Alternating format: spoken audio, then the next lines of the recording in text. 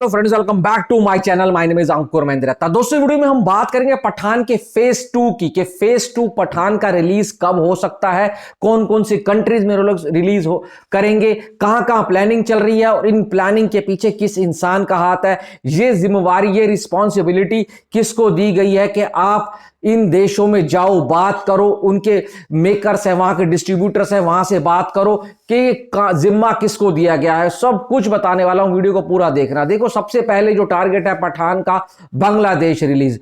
बांग्लादेश का र्यूमर आया था कि भाई 23 फरवरी को हो रही है, 23 फरवरी को हो रही है। अब दूसरा र्यूमर आ रहा है कि 3 मार्च को हो रही है। बिल्कुल नहीं हो रही, अभी नहीं हो रही। हाँ, मेकर्स की बात चल रही है, मेकर जोरों शोरों से लगे हुए हैं। बांग्लादेश के डिस्ट्रीब्यूटर्स के साथ कितनी स्क्रीन मिलेंगी, क्या क्या उनका मार्जिन होगा, कितने परसेंट रेशियो पे काम होगा, ये सब चीजों पर बात चल रही है। क्योंकि ऐसा नहीं है कि आपने बात करी और कल रिलीज हो गई, ऐसा नहीं होता भाई। इंडिया का जो रेशियो है वो अलग है, उन देशों का रेशियो अलग होता है। और भाई डबिंग होती है, पोस्टर्स होते हैं, ट्रेलर आएगा तब जाकर रिलीज होगी। तो इतनी जल्दी अभी बांग्लादेश में भी रिलीज नहीं हो रही। दूसरी जो मार्केट है वो है चाइना। देखो चाइना है यूएसए के बाद सबसे बड़ी मार्केट है फिल्म इंडस्ट्री के लिए। बहुत स्क्रीन हैं उधर, बहुत स्क्रीन हैं। मिनिमम भी 20,000 स्क्रीन मिल सकती हैं अगर कोई ढंग का डिस्ट्रीब्यूटर मिल जाए तो। और पठान जैसी बड़ी फिल्म को, वायरफ जैसे बड़े मेकर्स को तो वहां पर भाई 40,000 स्क्रीन मिलनी है, ये कंफर्म है। पर चाइना में रिलीज होना बहुत मुश्किल है। क्यों भाई? पर वहां पर स्पाई वाली फिल्में, जो देशों की जहां दुश्मनी दिखाई जाती है, इस टाइप की फिल्में रिलीज करना बहुत मुश्किल हो जाता है। क्योंकि वहां का जो सेंसर है बहुत ज्यादा कट लगा देगा, बहुत ज्यादा कट लगा देगा कि फिल्म की आत्मा को निकालकर बाहर फेंक देगा। तो वो रिलीज होना बहुत मुश्किल है। क्योंकि वहां पर जो शर्तें बोली जाती है ना, उन शर्तों के बिना आप फिल्म को रिलीज नहीं कर सकते। तो मुझे जो लगता है वायरफ चाइना को टारगेट नहीं करेगा, क्योंकि वायरफ को पता है चाइना को टारगेट करना है तो उनकी शर्तों के ऊपर, उनके असूलों के ऊपर जाना पड़ेगा। और दूसरी बात, वहां के जो डिस्ट्रीब्यूटर हैं बहुत खतरनाक है। खतरनाक कैसे हैं भाई? आपको प्रॉफिट मार्जिन बहुत कम देते हैं, अपनी शर्तों पर चलते हैं।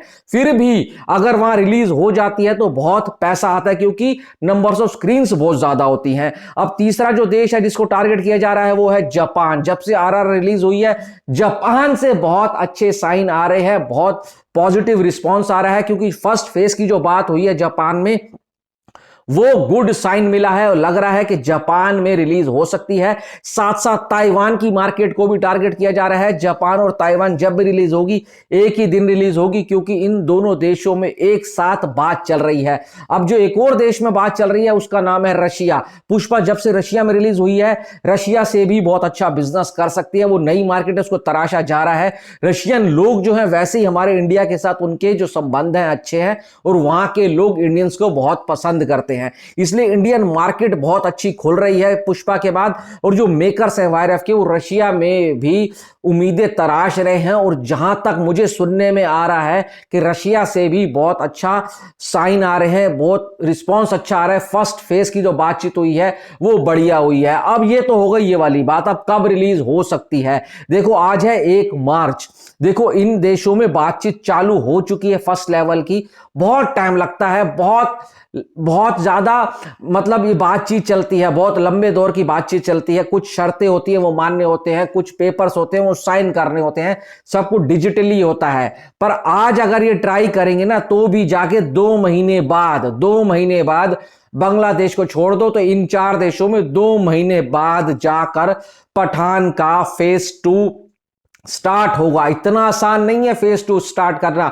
जिन देशों को टारगेट किया जा रहा है वहां के लॉस को मानना पड़ता है, वहां का सेंसर देखेगा, वहां का भाई मीडिया देखेगा कि उनके देश के लिए फिल्म हानिकारक तो नहीं है, कोई दिक्कत तो नहीं है। तो भाई कम से कम 2-2.5 महीने मान के चलो। अब सबसे मेन बात, इस काम की रिस्पॉन्सिबिलिटी, इस काम की जिम्मेवारी, इस काम का जिम्मा किसको दिया गया है? वो दिया गया है भाई वायरफ इंटरनेशनल। अब आप बोलेंगे वायरफ इंटरनेशनल क्या है, कौन चलाता है? वायरफ इंटरनेशनल को रन करता है वायरफ का सेकंड ओनर, यानी कि आदि चोपड़ा का छोटा भाई उदय चोपड़ा। उदय चोपड़ा फिल्मों में तो अपना कमाल नहीं दिखा पाए, पर वायरफ इंटरनेशनल को बहुत अच्छे से रन कर रहे हैं। प्रॉफिटेबल उन्होंने बना दिया है इस कंपनी को, और उनका भाई टैलेंट इस काम में दिख रहा है। उनकी टीम बहुत तेजी से लगी पड़ी है।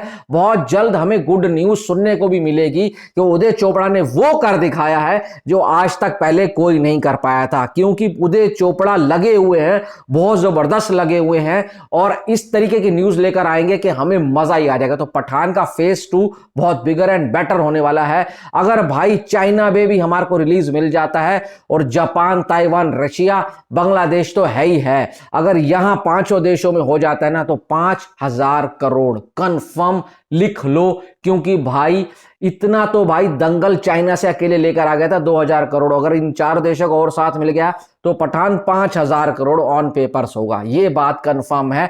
बस हम प्रे करते हैं, दुआ करते हैं कि भाई चाइना भी हो जाए, जापान भी हो जाए, रशिया भी हो जाए, ताइवान भी हो जाए और बांग्लादेश भी हो जाए, फिर तो बल्ले ही बल्ले है भाई। पठान वो रिकॉर्ड बना के जाएगा जो कोई नहीं तोड़ पाएगा। तो आपको क्या लगता है कब तक हो सकता है और कितना धंधा करके आएगी इन देशों से, वो कमेंट बॉक्स में बताएं। बाकी वीडियो में इतना ही। कुछ अच्छा लगा चैनल को सब्सक्राइब जरूर कर देना। Thanks for watching.